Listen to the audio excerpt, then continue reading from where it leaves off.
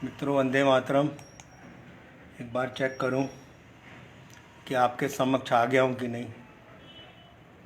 आ तो गया हूं। और आज मुझे लगता है कि मैं लगभग 3 साल बाद आप लोगों के समक्ष आया हूं। आप लोग बड़ी से बड़ी तादाद में जुड़े, क्योंकि आज मैं कुछ विशेष बातें आप लोगों के सामने करना चाह रहा हूं जो अत्यंत महत्वपूर्ण है और हर एक व्यक्ति को उसको अमल में लाना बहुत ज़रूरी है। आप लोग मेरे ख्याल से अभी मुझे नहीं लग रहा कुछ लोग आए हैं, इनवाइट कर सकते हैं। जीतू जैन जी आ चुके हैं शायद, और बड़ी तादाद में जुड़े। आज हम आपको ये बताएंगे कि हमारे देश में अमेरिकन सर्विसेज क्या करती हैं, अपने एजेंटों को कैसे सत्ता तक लाती हैं, उसका महिमा मंडल करती हैं, उनको सम्मान देती हैं अपने हितों के लिए। और एक देश में एक क्रिमिनल सिस्टम चल रहा है जिसका मैं लगातार आप लोगों समक्ष ये प्रमाण दे रहा हूँ कि ये आज़ादी भारत की नहीं है, ये आज़ादी एंग्लो इंडियन समाज के लिए, इसको कह सकते हैं क्रिप्टो क्रिश्चियंस की एक कम्युनिटी चलाने के लिए आपके समक्ष है। और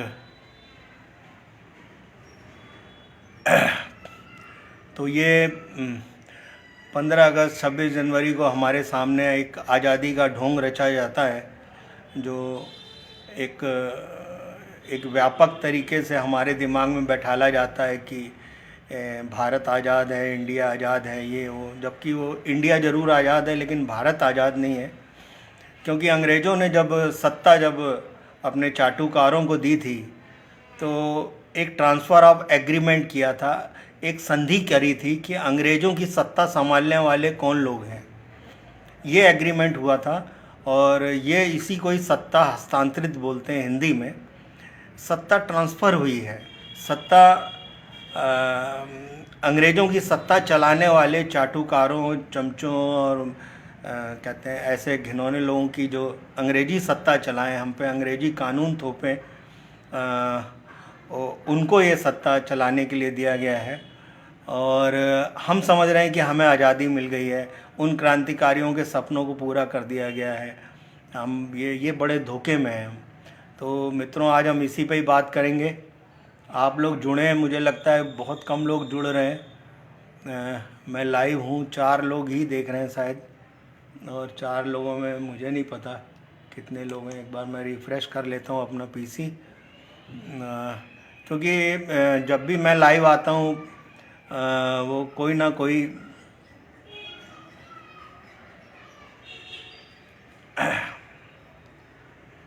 केवल 2 लोग हैं इस समय लाइव हमारे पास।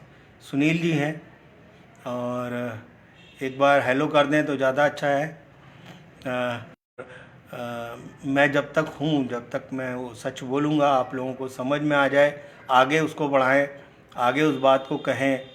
बिल्कुल डरे नहीं, क्योंकि ये जो सिस्टम चल रहा है हम इसके पूरे विरोध में हैं। ये ना चुनाव प्रक्रिया भारतीय पद्धति के हिसाब से, देख लिए बीच में विघन डालने का भी कार्यक्रम चल रहा है, आपने देखा होगा, लाइव रोका जा रहा है।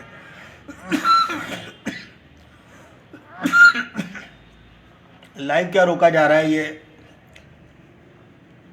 कोशिश करेंगे कि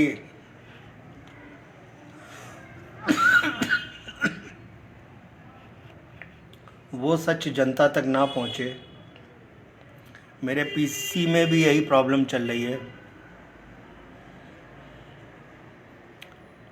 ब्राइट देम कैमरा मेरे बहुत ज़्यादा ब्राइट है, इसको कैसे कंट्रोल होगा।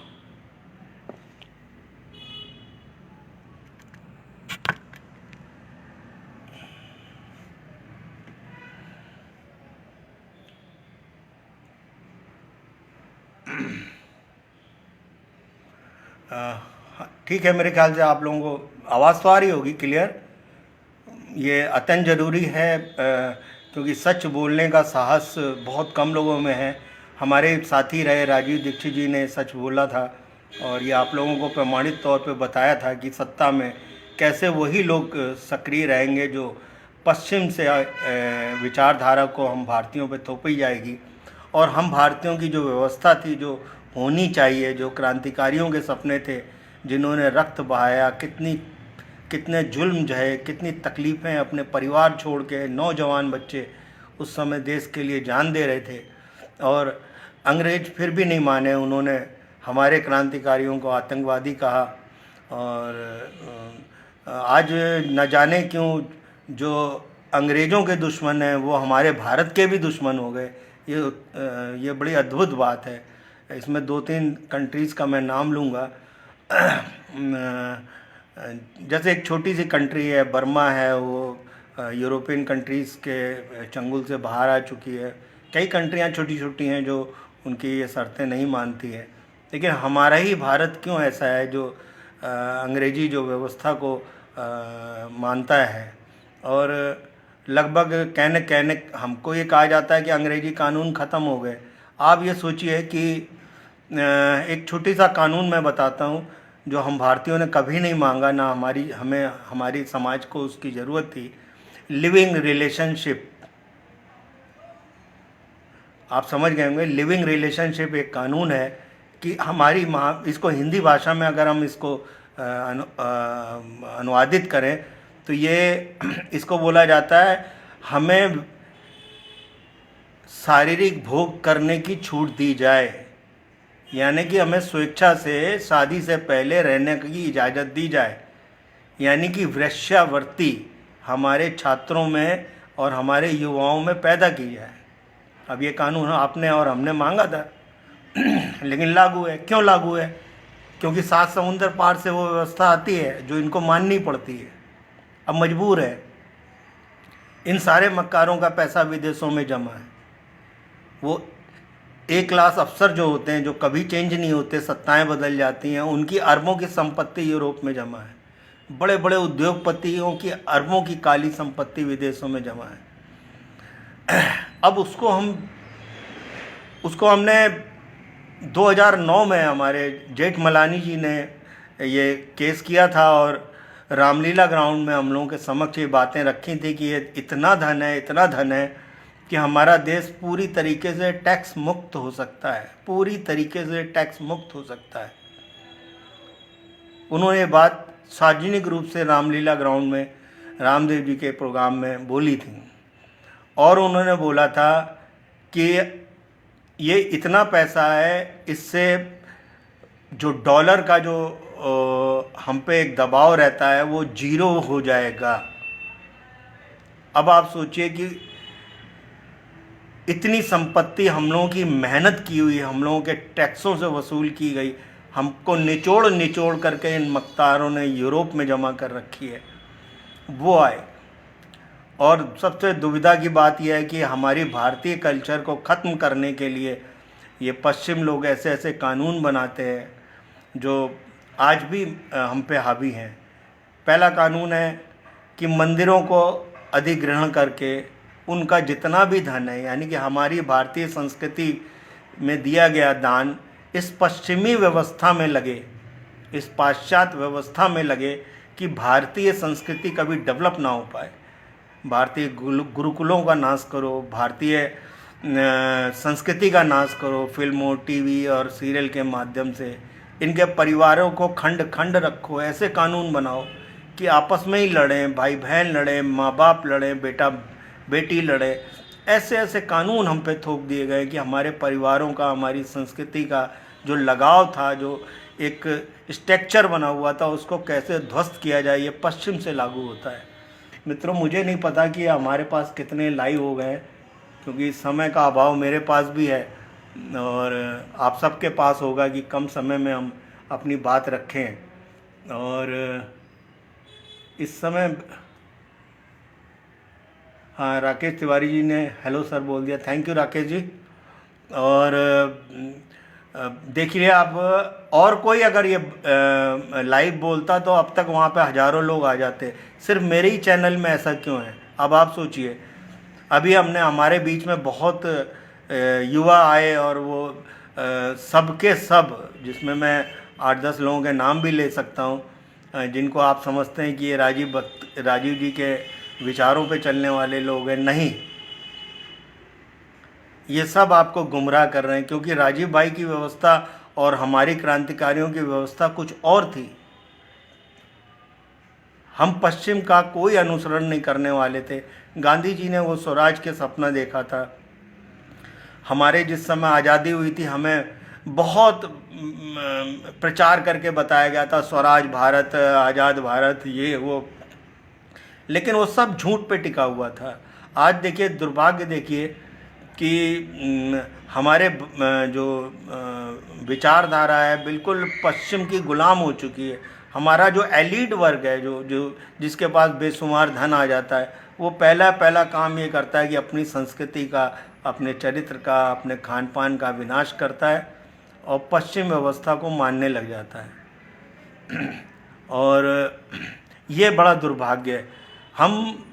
हमारी कृषि व्यवस्था इतनी उच्च कोटि की थी कि उसकी गुणवत्ता का जो पूरे विश्व में लोहा था, उसको मानने वाले इतने थे कि हमारा निर्यात उस समय बहुत ज़्यादा था।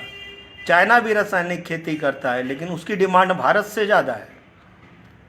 अब चूंकि हमारे खेतों में विष डलवा दिया गया है, हमें बीमार रखा जाता है, हमारे पूरे क्लाइमेट में जहर घोला जाता है, हमारे घर घर जहर पहुंचाया जाता है।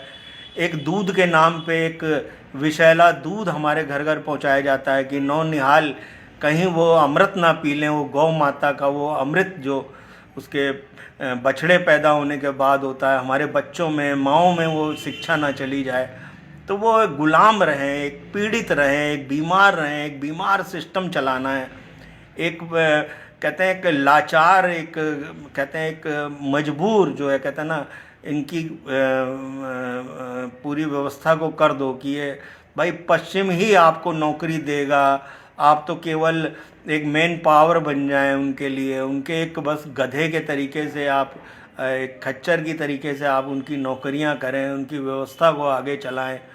हमारे प्रधान सेवक यही बोलते हैं कि हमारे पास बहुत युवा है, आप इनका यूज़ करो भाई, आपको अब ज़िंदगी अगर टॉप की रखनी है तो आपको ये मसालेदार बातें आपको बोली जाएंगी कि हमारा मेन पावर बहुत है, यूथ बहुत है, आपको बहुत मिलेगा, गरीब, असहाय, मजबूर, जो आपकी सेवा करेगा, आपके यहाँ सलूट मारेगा, आपके कपड़े पहनेगा, आपका माल घर घर पहुँचाएगा, गाड़ियों बाइकों में लाद लाद करके आपकी व्यवस्था चलाएगा। लेकिन भारत तो मर गया ना, भारत की आत्मा का तो इन मक्कारों ने नाश कर दिया ना। मित्रों, इसी पे आज ये बहस थी। कोमल सिंह जी, आपका बहुत बहुत धन्यवाद। और मेरे ख्याल से आयुष जी भी जुड़ गए हैं, आयुष जी का भी स्वागत है। यूथ बड़ी तादाद में आए और इस सच को सुने, जो सच चाहिए। जो एक क्लास 1 अफसर जब चुनाव होता है, उसको जिस पोस्ट पे भेजा जाता है, उसकी क्या शर्तें होती हैं, उसको क्यों पश्चिम में घुमाया जाता है, उसको क्यों उस व्यवस्था में उसको लाने के लिए मजबूर किया जाता है, वो कभी भी भारत का हितैषी नहीं होता। वो क्यों पश्चिम का हितैषी होता है, वहीं के कानून, वहाँ की व्यवस्था वही। जबकि हमारा यूथ दुनिया में सबसे ज़्यादा, कहते हैं सबसे ज़्यादा बुद्धिमान, सबसे फास्ट बुद्धि रखने वाला, कहते हैं कैलकुलेशन भी इतनी तेज आप कंप्यूटर पर नहीं कर सकते हैं जितनी तेज वो बोल सकता है। वो विवेक शक्ति को नष्ट कर देते हैं गर्भ में ही, इंजेक्शन लगा लगा के, वैक्सीन लगा लगा करके। आपने देखा किसी पशु पक्षी जीव जंतुओं के वैक्सीन लगती है तभी वो प्रजनन बिल्कुल स्वस्थ करते हैं? नहीं, कभी वो अपंग नहीं पैदा होते, कभी वो बीमार नहीं पैदा होते। लेकिन हम भारतीयों के साथ वो गर्भ में ही इंजेक्शन इतने ठोक दिए जाते हैं कि वो बच्चा ही बीमार निकलता है, मानसिक रोगी निकलता है। कितने माँ का दूध नहीं पी सकता है। पता नहीं कितनी बार तो आजकल के युवाओं के युवा बहन बेटियों के तो गर्भ ही गिर जाते हैं। क्योंकि वो इतना रसायन उसके पेट में भर देते हैं। मैक्सिमम वैक्सीन के कारण ही अपंगता आती है। पोलियो के नाम पे लगाई गई जा रही थी वैक्सीनें, वो मैक्सिमम आप देखना चाहें तो हमारे धीरेन्द्र शास्त्री जी के प्रोग्राम में देख सकते हैं, हर दूसरी तीसरी महिला एक अपंग बच्चे को, मानसिक बीमार बच्चे को स्टेज पे लेके आती कि इसको ठीक कर दीजिए, उसके दिमाग का विकास नहीं हो रहा है। ये वैक्सीन के प्रमाण है हमारे सामने, लेकिन वो साहस नहीं है वो सच बोलने का किसी को। तो मित्रों, ये सच सुने, चाहे कम से कम लोग सुने, इसको शेयर करें। बहुत ज़रूरी है इस वीडियो को शेयर करना, क्योंकि मैं 3 साल बाद आने का मौका मिला है। और ये समझ लिए कि हमारे बीच में बहुत ही ऐसे लोग आए जिन्होंने राजीव भाई के नाम को बुनाया और उस पर कारोबार किए। आज बहुत बड़े बड़े हॉस्पिटल हैं उनके, उस पर पैसा ले रहे हैं, लेकिन कभी हम लोगों की मदद नहीं करी, हमारे बीच में ही रहे वो लोग। अब मैंने सबको छोड़ दिया है उसमें, चाहे वो हरियाणा से हो, चाहे हमारे आसपास के कोई भी हो। या आप उनको समझ गए होंगे, मैं नाम नहीं ले रहा हूँ उन लोगों का। शर्म आती है ऐसे लोगों का जो इस तरीके से 20-20, 25-25 लाख रुपए के आयोजन करना और राजनीतिक पार्टी बनाना, इस तरह के उद्योग करना है। राजीव भाई का ध्येय नहीं था। आज हम लोग यही बात करेंगे, राजीव भाई का मकसद क्या था, हमारे क्रांतिकारियों का मकसद क्या था।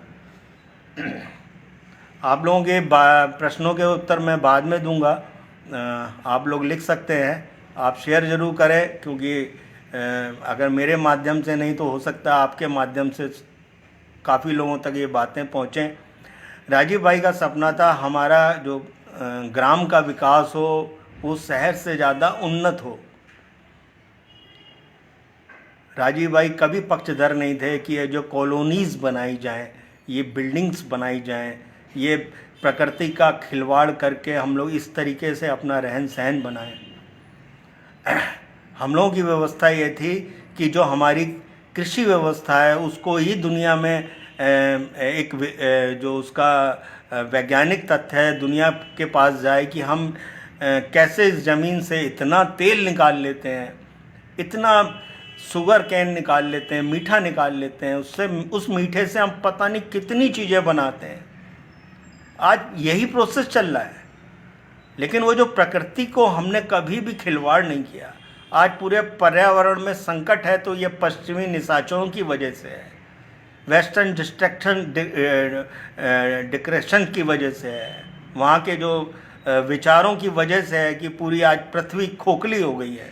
उसको प्राकृतिक संपदा को ऐसे लूटा जाता है, पूछिए नहीं, कौड़ियों के भाव, बिना सोचे समझे कि मानवता के लिए या प्रकृति के लिए कितना घातक हो सकता है, उसका तो ये लोग सोचते भी नहीं है। ये लोग एक कहते हैं ना कि एक राक्षस प्रवृत्ति थी, यही रावण प्रवृत्ति है जो इस भगवान ने आकर के इस व्यवस्था को नष्ट किया था। इसी ने पूरी पृथ्वी पे अपना एक कहते हैं कि जो ये हैं बस वही हैं, भगवान नहीं है, यही है, इनको माई बाप मान लो। और इसको माई बाप मानने के लिए, इस अंग्रेजी व्यवस्था को मानने के लिए हमारी सरकारें हमें लगभग गुलाम बनाने का प्रयास कर रही हैं। हमारी आइडेंटिटी हो, हमारी आईडी हो, हमारी जो सोच हो, हमारी जो समझ हो, उसको कैसे कंट्रोल किया जाए, अपने अधीन किया जाए, अपने चीज़ों का गुलाम बनाया जाए कि ये खाएं तो, पहने तो, हर चीज़ करें तो हमारी व्यवस्था के अधीन करें। इसके अलावा सब इनलीगल है।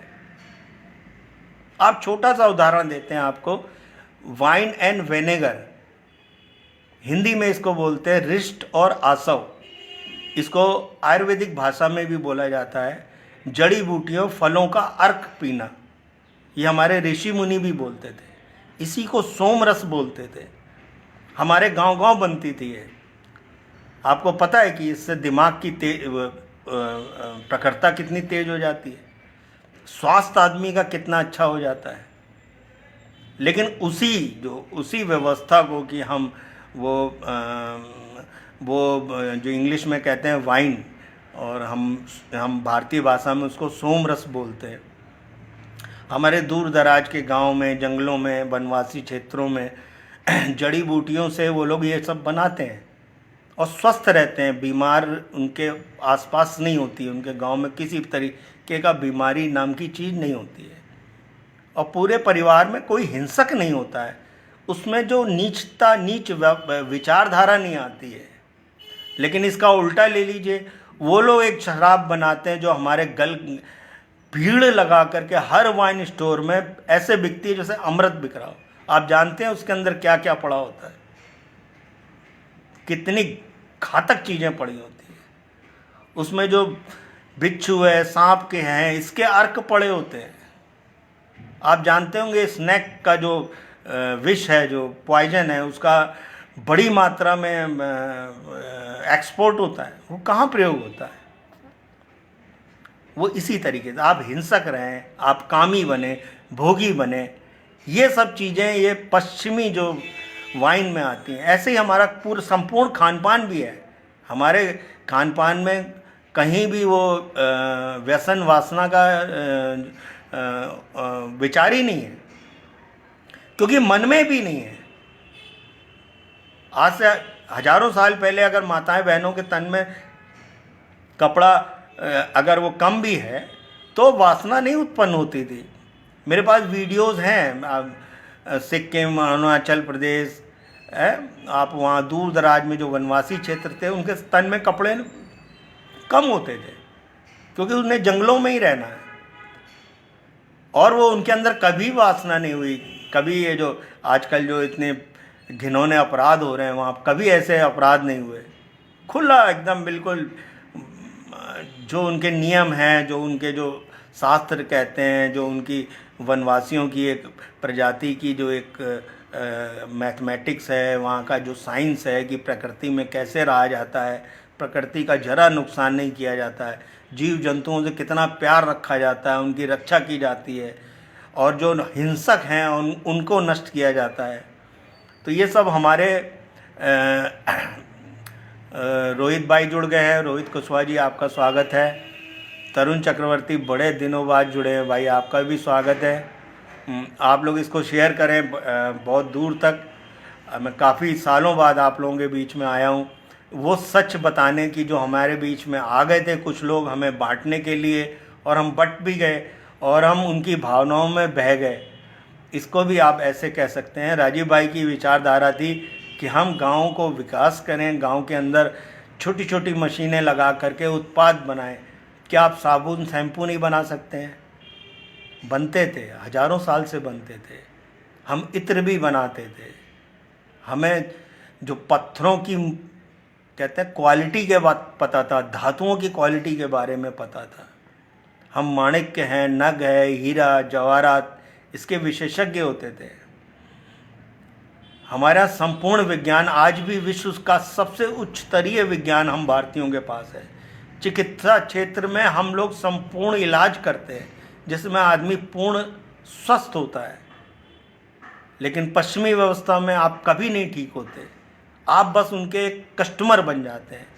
आपको एक उसका एक वो गुलाम बना लिया जाता है, आपको उसके आप आदी बन जाते हैं। उसको कहते हैं एडिक्शन आपके अंदर डाल दिया जाता है कि आपकी सोच भी ऐसी हो जाती है उन दवाई खाने के बाद कि भाई ये गोली नहीं खाएंगे तो हम ठीक नहीं हो पाएंगे, हम ठीक नहीं रहेंगे, चलो खा लेते हैं, चलो खा लेते हैं, जो अंग्रेजी डॉक्टर कह रहा है वही मानेंगे हम। तो ये जो व्यवस्था थी जो अंग्रेज़ों की और उनकी सोच की, ये हम पे कब तक थोपी जाएगी? कब हम आज़ाद होंगे? हम जागरूक नहीं हैं। आज वो लोग जो सहयोगी हो सकते हैं, जो और जो आगे कार्य करना चाह रहे हैं, अब हम लोगों का काम रह गया है। काफ़ी यूथ आए इस समय हमारे पास। शैलेंद्र राय जी आ गए हैं, आपका स्वागत है। कुछ यूथ आ गए हैं, वो कह रहे हैं कि गांव से हम लोग एक छोटे से गांव से विकास करें जहां पे जो उच्च कोटि की औषधियां हमारे गुरुकुल में शिक्षा दी जाए, जड़ी बूटियों की शिक्षा दी जाए, वनस्पतियों की शिक्षा दी जाए। हम लोग कैसे सब उत्पाद जो पश्चिम से कहीं ज़्यादा शुद्ध और उच्च कोटि के हों, जिससे हम लोग अंतिम क्षणों तक स्वस्थ जीवन गुजार पाएं और सड़ सड़ के ना मरे इन हॉस्पिटलों में, अपनी जीवन भर की कमाई उन तक ना पहुंच जाए।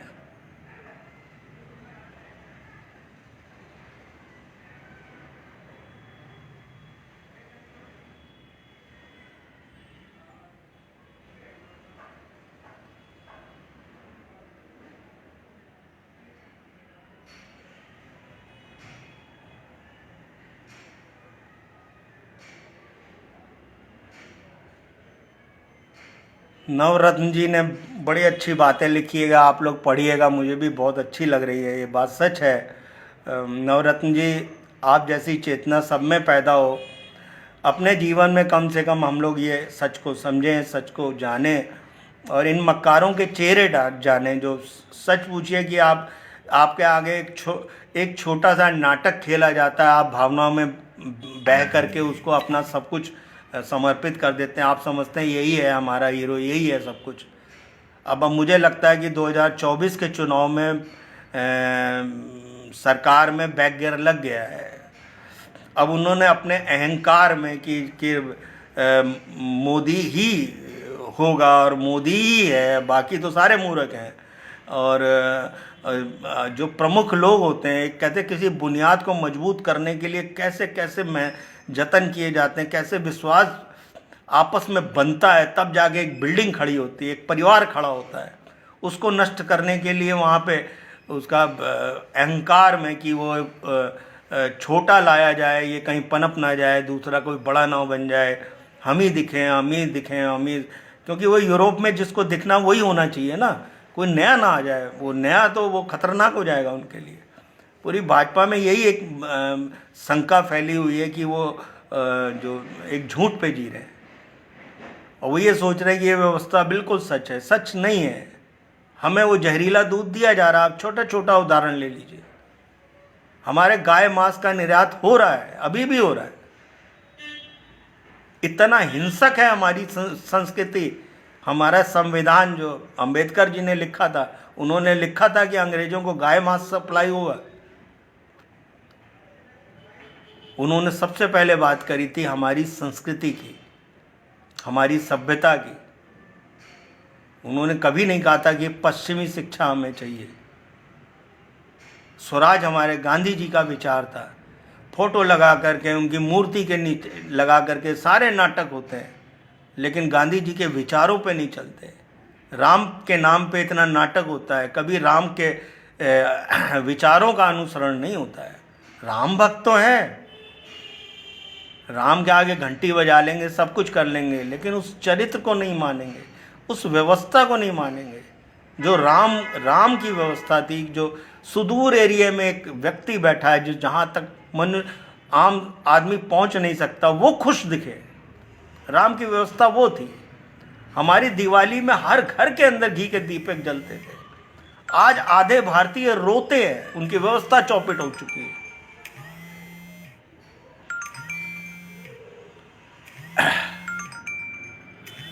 थोड़ा मैं इग्नोर करूँगा, कुछ मित्र शायद जुड़ना चाह रहे हैं।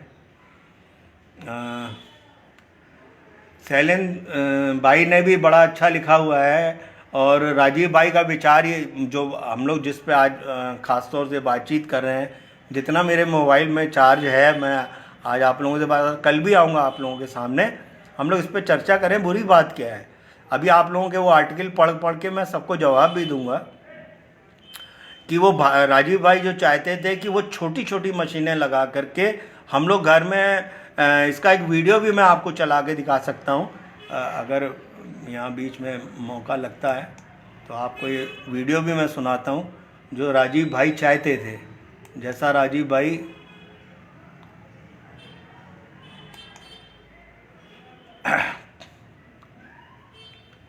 इसको सब लोग बड़े ध्यान से सुनेंगे।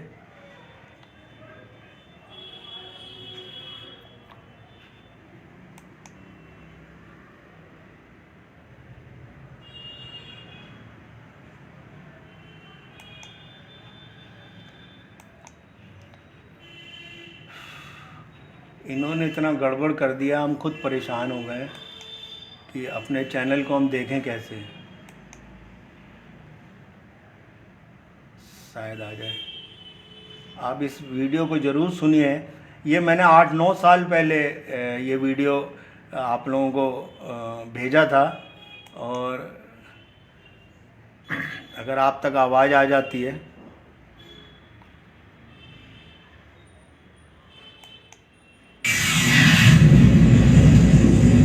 इसमें मैं राजीव भाई की आवाज़ को आगे करता हूँ, थोड़ा फॉरवर्ड करके। 1857 के क्रांतिकारियों की आवाज ही राजीव भाई की आवाज थी। स्वराज भारत, स्वराज मेरा जन्मसिद्ध अधिकार है। और राजीव भाई का एक सपना था, हर घर में काम हो, मेरा देश महान है। स्वतंत्रता का अर्थ है अपना तंत्र हम नहीं बना पाए, अपनी व्यवस्था नहीं बना पाए। हिंदी का शब्द है स्वतंत्र, वो मराठी में भी है, संस्कृत में भी है। स्व माने अपना, तंत्र माने व्यवस्था। हम अपनी व्यवस्था नहीं बना पाए आजादी के बाद 63 साल के बाद में। अपना तंत्र नहीं बना पाए, अपना सिस्टम नहीं बना। स्वतंत्रता आने के लिए अपना तंत्र बनना चाहिए, अपनी व्यवस्था बननी चाहिए। और इसमें जरूरत आधारित शिक्षा हमें लेनी।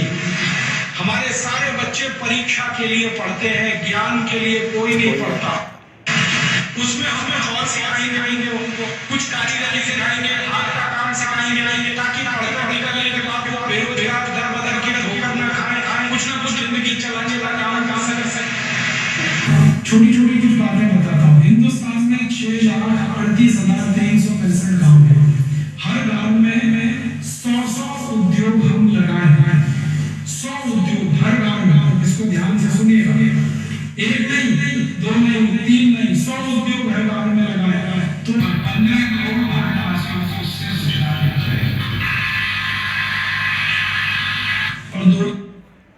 इसमें राजीव भाई कुछ ज़्यादा बोल रहे हैं कि 100 उद्योग हर गांव में लगाए जाएं। 6,45,000 गांव हैं, तो इसमें 15 करोड़ भारतीयों को रोज़गार मिल सकता है। ये राजीव भाई की सोच थी उस गांव को विकास करने की। आज दुर्भाग्य से हम लोगों के आगे इतनी मायावी लोग आ गए हैं, पता नहीं कैसे आ गए, सगे बन के आए, और राजीव भाई की विचारधारा पे कोई नहीं चला। ये दुर्भाग्य। 8 वर्ष पहले मैंने ये वीडियो बनाया था कि कैसे हम अपने गांव से, अपने शहरों से विदेशी कंपनियों का बहिष्कार करें, वहाँ बताएं कि हम जहरीले उत्पाद, पन्नी, फाइल और पैकेजिंग की चीज़ें हम अपने गांव में नहीं लाएंगे, अपने शहर में नहीं लाएंगे। लेकिन दुर्भाग्य से वो बातें पे आप लोगों ने किसी ने भी ध्यान नहीं दिया, और कुछ मायावी लोग हमारे बीच में आ गए हमें गुमराह करने के लिए। और मित्रों, एक बड़ी मैं दुख की बात बोलूं या मैं इसको खुशी की बात बोलूं कि मैंने अपने विचारों को कभी भी तब्दील नहीं होने दिया। मैं तब तक उनके साथ खड़ा रहा जब तक वो राजीव भाई की बात करते रहे। मैंने कभी इन लोगों की स्टेज में राजीव भाई की फ़ोटो नहीं देखी। हम लोग, मेरी इच्छा थी कि कोई भी प्रोग्राम हम करें, पहले उस व्यक्ति पे जिसने हमारी विचारधारा को बिल्कुल झकझोर दिया, हमें जगा दिया, हमारी चेतना को, चेतना में वो कहते हैं कि चेतना के अंदर वो उस ताले को खोल दिया। हमारी चेतना के अंदर जो अंदर बैठा हुआ था और वो उसको जगाने वाला कोई नहीं था, ये राजीव भाई थे। और राजीव भाई ने जब से बोला तब से इस पूरे देश में, पूरी दुनिया में परिवर्तन आना शुरू हो गया। भारत की संस्कृति पे पूरी दुनिया देख रही है। वो व्यवस्था हमारी गांव से ही शुरू होगी। ये जो मक्कारों की व्यवस्था चल रही है, इससे कुछ नहीं होने वाला। अब हम लोग जुड़े, एक संगठन बनाएं, दिल्ली में कार्यालय है, इसकी भी बहुत बुरी हालत है। मैं आपको मेरे से जितना हो सका है मैंने राजीव दीक्षित केंद्रीय कार्यालय अब तक चलाया। यहाँ की हालत बहुत है, कोई भी सहयोगी आज तक नहीं मिला। लॉकडाउन जैसी जगह टाइम पे भी मैंने इसको चलाया। अपने जितनी मेरे अंदर प्रयास थी कि राजीव भाई की विचारधारा को, राजीव भाई के सोच को हम मरने नहीं देंगे, उसको जीवित रखेंगे, और कभी ना कभी हम युवाओं को जगाने में सफल होंगे। और आज शायद 3 साल मेरे को चुप रहने का और ना लाइव आने का कारण भी यही था कि कुछ मायावी लोग हमारे बीच में आए, उनकी पहचान, उनको जानना बहुत ज़रूरी है। और वही हुआ, वो सत्य आया। उन्होंने कभी भी, मैं बहुत इनके प्रोग्रामों में गया, इनके साथ रहा, लेकिन देखा उन्होंने कभी भी उन्होंने अपना कुछ एक मुद्दा शुरू किया, वो कि आप इस पे चलो, ये है, अब यही सच है। और ये रामदेव के टाइम में भी हुआ था कि अन्ना हजारे आ गए और रामदेव तो अपना कच्चा बनियान पहन के भाग खड़े हुए। तो ये आ गई दूसरी विचारधारा आ गई। तो राजीव भाई की व्यवस्था परिवर्तन वाले की हत्या तो वहाँ हो गई थी। इसी तरीके से ये विदेशी कंपनियां हम लोगों के बीच में एजेंट सक्रिय करते हैं और हमारी विचारधारा को तोड़ने के लिए वो अपनी अपनी एक कोई ढपली बजाने लग जाते हैं। आप सब बहक जाते हैं और उस ट्रैक से हट जाते हैं, क्योंकि हम बदनाम भी हैं इसी बात में कि हमने राजीव भाई को कभी गंभीरता से नहीं लिया। हमने उनको एक व्यवसाय के रूप में ले लिया कि भाई हम कुछ बना करके कमा करके कुछ खा लेंगे, इनसे कुछ ऐसा उद्योग कर लेंगे, राजीव भाई की फ़ोटो लगा करके कुछ खाना पीना खा करके, इसका कुछ बना करके लोगों को टीवी पे कुछ दिखा करके कि भैया। लेकिन वो सब गलत है, सब झूठ है। जब एक व्यवस्था से आप गांव में जब पैदा करेंगे, जिसकी पूरी दुनिया, मैं कहता हूँ दुनिया, अपना गांव के अंदर ये जो विकास होगा, जो गुरुकुल गौशालाओं का और जो वनस्पतियों का, औषधियों का, हमारे यहाँ कोई बीमार नहीं होगा। कोई भी बुजुर्ग व्यक्ति अब पूरी तरीके से स्वस्थ होगा, ऑपरेशन ना कराया हो। वो क्रिया देखने के लिए दुनिया के हर साइंटिस्ट, वैज्ञानिक, चाहे वो जापान हो, चाइना हो, इटली हो, पश्चिम के लोग भी आएंगे इस व्यवस्था को मानने के लिए। ये मैंने 8-9 साल पहले शुरू करी थी। मित्रों, मेरे YouTube पे ये वीडियोस पड़े हुए हैं, आप लोग ज़रूर देखें। हमने इसके आई कार्ड भी बनाए थे, युवाओं को जोड़ने का प्रयास भी किया था। हिमाचल हमें प्रवास भी करना था। हिमाचल की टीम भी कह रही है इस गर्मियों में गुरुजी वहीं आइएगा, और हम लोग वहीं से शायद शुरू करें। अभी कुछ ऐसे सहयोगी हमें चाहिए जो इस व्यवस्था में अपना आधारभूत जो अपनी सहयोग कर सकें, क्योंकि इसमें मजबूती तभी आएगी जब हमारे पास अर्थतंत्र होगा और मजबूत इरादे वाले, संकल्प शक्ति, जो अपनी संकल्प शक्ति को परिवर्तित में मत होने दें, उसको बहकने की जो हमारे प्रवृत्ति है कि कोई भी हमें बरगला लेता है, वो ना हो। हम एक बार संकल्प ले लें। आप राजीव दीक्षित केंद्रीय कार्यालय में आएंगे, यहाँ पे आपको सबसे पहले उसी संकल्प को याद दिलाया जाएगा जिस संकल्प पे आपको आगे कार्य करना है। तो जो युवा आए वो ट्रेनिंग लें। मैं चाहता हूँ कि हज़ारों युवा यहाँ से ट्रेनिंग ले करके पूरे भारत में छा जाएं। एक गांव में हम विकास करें, दूसरे गांव में हम दिखाएं कि विश्व मुक्त खेती और दुनिया की सबसे उच्च कोटि की खेती हम करके दिखाएं। मैं सबसे ज़्यादा कायल हूँ जो राजीव भाई का नाम भी नहीं यूज़ करते हैं, ताराचंद बेलजी भाई। उस युवा की मैं दाद देता हूँ, मैं बहुत सुनता हूँ उस व्यक्ति को। लगभग उसने वो कृषि का वो विज्ञान जो भारत के अंदर लुप्त हो गया था, इन मक्कारों ने, पश्चिमी जो निशाचरों ने, इस वैज्ञानिकों ने पूरे धरती के अंदर विष हर घर के अंदर पहुंचा दिया। करोड़ों लोगों की हत्याएं हुई। कितना जहर पर्यावरण में इन मक्कारों की वजह से फैला। ये पश्चिमी जो साइंटिस्ट, जो हमारे इतना बड़ा कृषि अनुसंधान बना हुआ है, ये मक्कार सरकारें इसको चलाती हैं, जो पूरी विषैली है। इसके अंदर सबसे धूर्त साइंटिस्ट जो कहते हैं पश्चिमी सोच के भरे पड़े हुए हैं। मैं ताराचंद बेलजी भाई का नाम कई बार लूँगा, ऐसा युवा मुझे दिल पे छा गया है। ताराचंद जी बेलजी भाई हमसे संपर्क कर सकते हैं। उनको पूरे भारत में भ्रमण करना पड़ेगा इस कार्य के लिए। आप सब उनको देखें, उनके वीडियोस देखें। अपने गांव का विकास करना हो, आपको इस गांव को पश्चिमी विचारधारा से मुक्त करना हो, अपनी बहन बेटियों की इज्जत बचानी हो, उनके अंदर चरित्र बनना हो, युवा नशे व्यसन में आगे ना जाए। ये मक्कारों ने माया जाल फैला रखा है, इसके लिए आप लोग कार्य करें। युवा बड़ी तादाद में आए, अपने फ़ोन नंबर्स डाल दें। मैं खुद अब रजिस्टर मेंटेन करूंगा, मैं किसी पे भरोसा नहीं करूंगा। यहाँ के पता नहीं कितने रजिस्टर डेटा गायब हो चुके हैं। यहाँ पे हमारे पास बहुत लोग आए, सबने यही काम किया कि वो अपना ग्रुप बनाया, अपना दल बनाया। अब ऐसा नहीं होगा। अब सारा डेटा मैं खुद अपने पास रखूँगा। बहुत ही विश्वास पात्र होने के बाद ही आगे उसको सारी व्यवस्था का उसका पद दिया जाएगा, वो आगे पूरे भारत में मैंने करीब 8-9 युवा ऐसे देख रखे हैं जो बिल्कुल हमारे बहुत ही काम के हैं, बहुमूल्य हैं, हमारी जो कहते हैं भारत के इतिहास के लिए आने वाले, जो भारत को जो दुनिया देखना चाहती है उसके बहुमूल्य बन चुके हैं वो युवा अब हमसे जुड़े हुए हैं। बहुत ऐसे जो युवा हैं जो शिक्षा की ट्रेनिंग दे रहे हैं और वो उनकी करोड़ों में फैन फॉलोवर है। उनके फ़ोन भी आए मेरे पास, वो कह रहे हैं आप जिस दिन बुलाएंगे हम उस दिन आएंगे। उनकी जो स्टूडेंट की ताकत लाखों में है और टॉप पे है। जैसे मैं उदाहरण देता हूं, 2 खान सर, अद्भुत है, उसकी लीला अद्भुत है। उसने दिखा दिया कि भारतीय क्या होते हैं, उनकी सोच क्या है, मतलब वो शिक्षा का लेवल क्या है। वो जो ईसाई मिशनरियों के जो स्कूल चल रहे थे ना, उनके मुंह पे जो कहना कालिक पोत दी उस व्यक्ति ने। और आज विज्ञान खुद कह रहा है कि अगर भारतीय अपनी संस्कृति के अनुसार अगर विज्ञान डेवलप करेंगे तो ये विश्व में सबसे आगे होंगे। मैं आप लोगों से आशा रखता हूं कि मैं कल भी आऊंगा आप लोगों के सामने इसी वक्त और आप लोगों से चर्चा करूंगा। आप लोग जो सहयोग करना चाहते हैं, जुड़ना चाहते हैं, आज अपने फ़ोन नंबर ज़रूर डालें। मुझे नहीं लगता कि मैं नहीं देख पा रहा हूं कि कितने लोग मेरे से जुड़े हुए हैं। काफ़ी शैलेंद्र राय जी ने बहुत अच्छे विचार रखे हैं, नवरत्न जी ने भी बहुत अच्छे विचार रखे हुए हैं। आप सबको मैं पढ़ूंगा, आप लोगों के विचार को जो उसको कहते हैं आगे पूरे डिटेल में बताने का, कि आप लोग जो प्रश्न कर रहे हैं, आप लोगों को आगे जो सहारा चाहिए।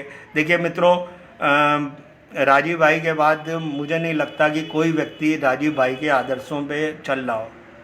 मैं सच बोल रहा हूँ आपको, मैं राजीव भाई का साथी रहा हूँ। हमने राजीव भाई के सामने कसम खाई थी कि राजीव भाई आज के बाद आप ये भूल जाएं कि कोई अधूरापन है। राजीव भाई के साथ एक बहुत अच्छी बात ये हुई, राजीव भाई ने कहा मैंने इतने प्रवास किए, इतने व्याख्यान दिए, वो चरितार्थ नहीं होते, साकार नहीं होते, जिसको कहते हैं इम्प्लीमेंट नहीं होते। ये उनकी अधूरा जो सपना था वो। तब इस बात पे मैंने बोला कि अब केवल ये चरितार्थ ही होंगे, अब ये इसको साकार भी किया जाएगा। ये जो आधा अधूरा है, ये जो आप वाक्य राजीव भाई के सुन रहे थे, अपनी व्यवस्था नहीं बनाई, अपना तंत्र नहीं बनाया, यही हमारी गुलामी की। अपनी बिजली हम खुद बनाएंगे, अपनी सड़कें हम खुद बनाएंगे, अपनी गांव का जो रचना है उसका साइंस है कि कैसे गंगा घाट और ये जो नहरों को और पहाड़ों से हम कैसे इसका जुड़ाव रखें और कैसे अपनी धरती का पानी का लेवल शून्य करें, बराबर करें जैसे नेचुरल था। इन निशाचरों की वजह से सारा पृथ्वी में उथल पुथल हो चुका है। हमारी पवित्र नदियां जो अमृत देती थी हमें, जिसमें हम स्नान करते थे, वो नाले के रूप में कर दी हैं। शहर की सारी गंदगी, कसाई खानों की सारी गंदगी, हमारी पवित्र नदियों में निशाचर, ये हरामखोर नेता अंग्रेज़ों की व्यवस्था चलाने के लिए हमारा धर्म नष्ट करते हैं। मित्रों, बहुत हो गया, मैं कल फिर बोलूँगा आपको आप लोग उसमें जागरूक हों और जितना मेरे पास है मैं आप लोगों को बताने का प्रयास करूँगा कि आगे हम चलें कैसे। अब किसी भी विचारधारा से हम बहकें नहीं। पहला संकल्प तो ये लें। फिर राजीव भाई क्या चाहते थे और हमारे क्रांतिकारी भी क्या चाहते थे कि हमारा भारत कैसा हो। ये चाहते हैं कि हम एक एंग्लो इंडियन भारत एक एंग्लो इंडियन बन जाए। वो अंग्रेज़ों का ऐसा लगे कि एक पालतू कुत्ता टाइप का है, जो वहाँ से ऑर्डर आएगा वो उसी हिसाब से भौंकना शुरू कर देगा। आज के साइंटिस्ट भी वही हैं, डॉक्टर भी वही हैं। तो इसको नष्ट करना है, इसकी पूरी तंत्र को ख़त्म करना है, अपनी व्यवस्था कायम करनी है। इस पे जागरूक हों। हमारे बीच में मैं बहुत एक सीनियर जर्नलिस्ट हमारे बीच में जुड़े थे, मैं नाम नहीं ले रहा हूँ उनका, वो अगर सुन रहे हैं तो वो बहुत जूनियर हैं हमारी प्रेस लाइन में, लेकिन वो इस समय टॉप पे हैं। और हमारे टाइम पे जब आए थे तो बहुत ही इकहरा बदन था, लगता नहीं था कि वो जब आईडी उनके हाथ में होती थी तो वो भी थोड़ा इतराते थे, थोड़ा बेचैन रहते थे। लेकिन आज स्मार्ट बहुत हैं। वही होता है कि तजुर्बा आने के बाद, समय बीतने के बाद वो उस फील्ड में एक हीरो बन जाता है। मैं उनको बहुत बहुत साधुवाद देता हूँ। और जो मित्र जुड़े हुए हैं उनसे संकल्प के साथ अब मैं आपसे इजाज़त चाहता हूँ कि आप लोग पूरे प्रश्न, आपके मन में कैसा भी प्रश्न हो, आप ज़रूर लिखिए। इसका जवाब मैं कल दूंगा। आप लोगों को कोई भी शंका हो, कोई भी इसमें लगे कि यार इसका हमें वो नॉलेज चाहिए, इसके बारे में उसकी डिटेल चाहिए, उसका डेटा चाहिए, वो सब हमारे पास है। आप ध्यान रखिएगा, हमारे कुछ बच्चे अगर इंग्लिश में एक्सपर्ट हैं, मेरे पास ऐसी ऐसी किताबें जो शायद राजीव भाई ने अभी तक पढ़ी नहीं थी, ऐसी पुस्तकें भी हैं, PDF फाइलें हैं। मैंने अभी एक लड़के को यहाँ से डेटा करीब 250-300 GB का मैंने उसको ट्रांसफ़र किया है। अभी काफ़ी डेटा है जो आप सबको चाहिए, जिसमें भारत के विषय में लिखा हुआ है। वो 15वीं शताब्दी से लेकर 16वीं, 17वीं, 18वीं शताब्दी तक वो प्राचीन पुस्तकें हैं जो पश्चिम ने लिखी थी, वहाँ के शोधकर्ताओं ने लिखी थी। उसमें इनकी मानसिकता का भी पता लगता है कि वो इस सोच के साथ भारत में आए थे कि भारत को ईसाई तंत्र बनाना है। मैकॉली का भी यही व्यवस्था थी कि इनकी संस्कृति का सबसे पहले सर्वनाश करना है, तभी अपनी व्यवस्था को हम स्थापित कर पाएंगे, जो वर्तमान में सरकारें कर रही हैं। आप समझ रहे हैं वो बहुत बड़े हीरो हैं, वो देश का सबसे ज़्यादा विनाश कर रहे हैं इस समय। वंदे मातरम मित्रों, आप लोग अपने प्रश्नों के साथ कल फिर जुड़िए। जय हिंद।